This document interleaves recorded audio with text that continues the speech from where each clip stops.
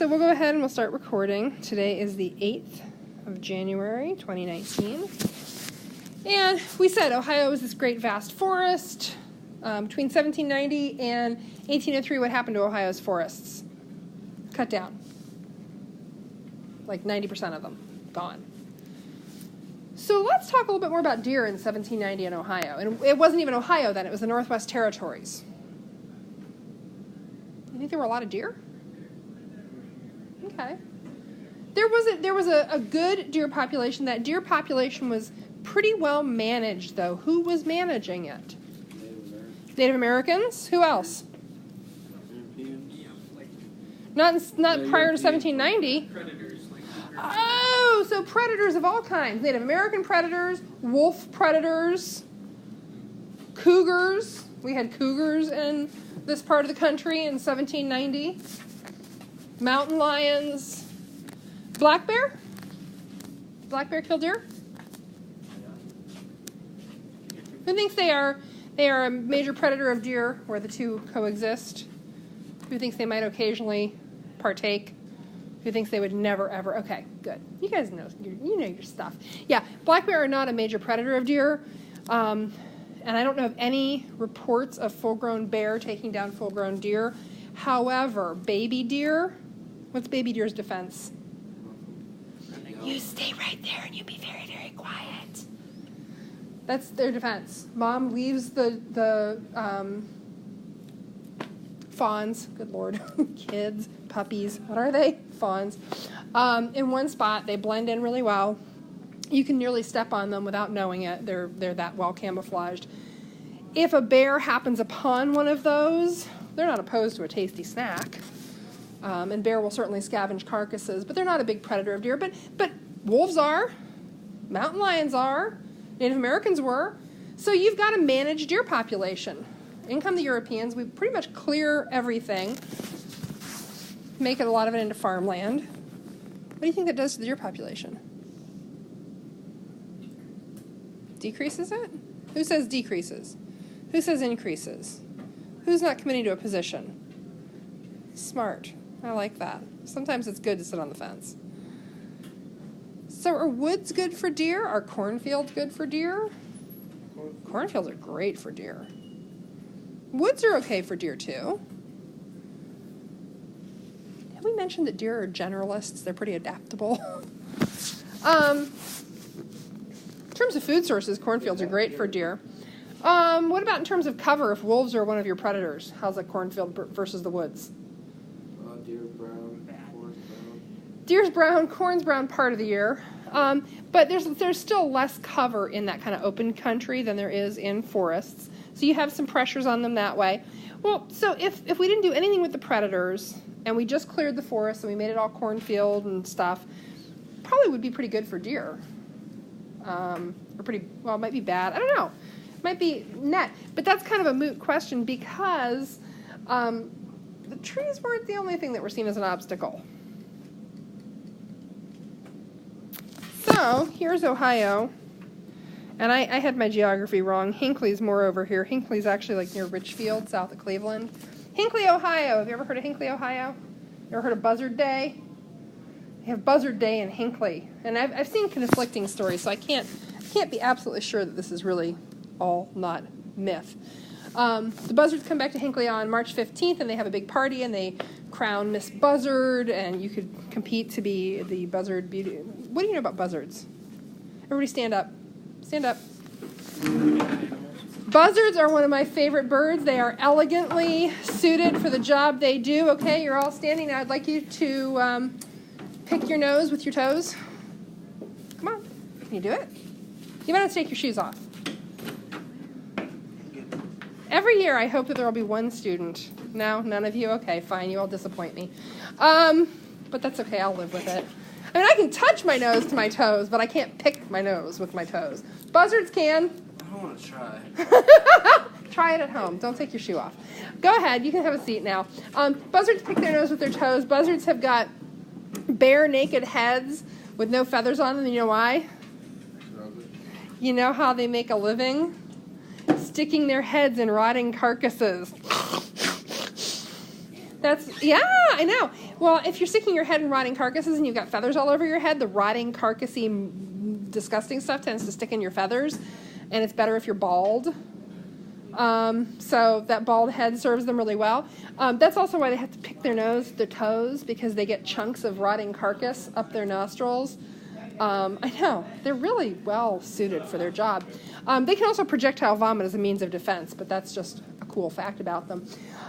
So Buzzard Day in Hinckley, buzzards do migrate. The origins of Buzzard Day, I have heard some sources say, and though the timelines don't quite add up, there are some people who connect the buzzards coming to Hinckley and gathering in Hinckley with the Great Hinckley Hunt, which happened in 1818. So in 1818, we still have some forests in Ohio, though we've lost a lot of them.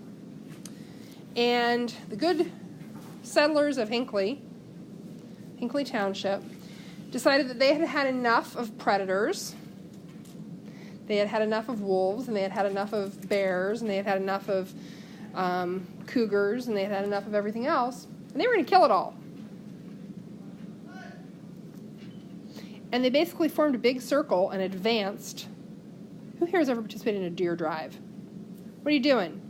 You're scaring the deer. You're pushing them towards your other hunters. Trying not to get shot. Trying not to get shot.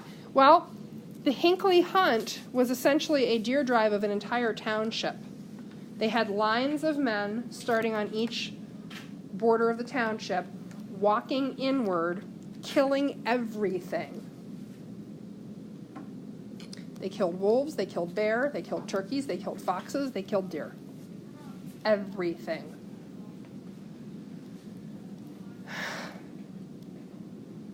I mean, really, the sort of general approach to interacting with predators of early European settlers was, we should be the only predator. You see a wolf, what do? You kill it. You find a den of wolf pups, what do? You kill them. You find a fox, what do? You kill it. You find a den of fox pups, what do? You kill it. You see a hawk, what do? You shoot it. You see a bear, what do? You kill it. You find a bear cub, what do? You kill it. It was really a perspective that allowed for no predators other than humans. Now, I will say this. I do enjoy living in a place where we don't have any major predators. I go out for a walk at 4:30 every morning with my dog, and I have never once worried about a mountain lion jumping out of a culvert and dragging me off to my death. I do enjoy that. What about coyotes? I have never worried about coyote. There have been no documented human coyote attacks in history, and we'll talk more about coyotes. But there has never been a documented attack of coyotes on an adult human. So you can look it up. You can look at Division of Wildlife Statistics. And we will talk more about coyotes as predators. But no, I mean, I've backpacked and camped out in the woods. I have encountered coyotes in the woods. I have encountered bears in the woods. Their populations are relatively small, and I don't live in a place where I fear going out to hang up laundry.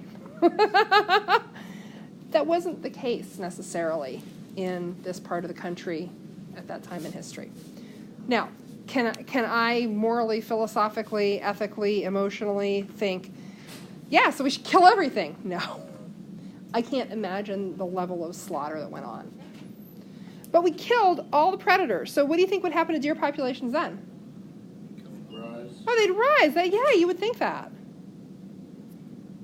But we were also killing deer. So many of you have hunted or gone fishing. Who here, if they haven't hunted, has gone fishing? Okay. Is there a season? Yes. Are there bag limits? Yes. Catch limits with fish. There were no bag limits, no catch limits, no regulation.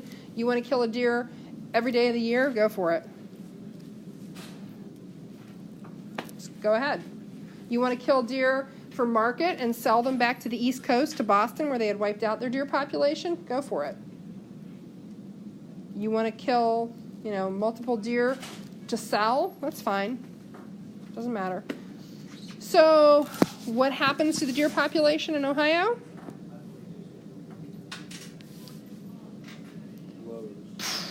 It tanks.